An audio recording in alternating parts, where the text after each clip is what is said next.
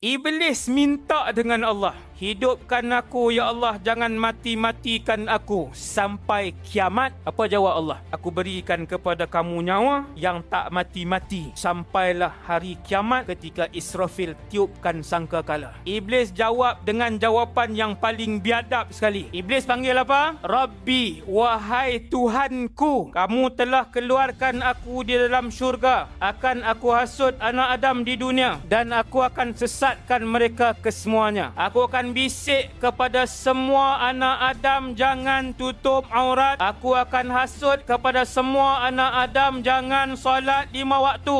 Jangan kau ziarah ibu bapamu. Jangan kau hormat ibu bapamu. Jangan kau balas bakti ibu bapamu. Jangan kau rendahkan suara di depan ibu dan ayah kamu. Jangan kau lepaskan peluang untuk minum arak. Iblis bersumpah depan Allah, aku akan sesat ke semua mereka. Jawapan satu makhluk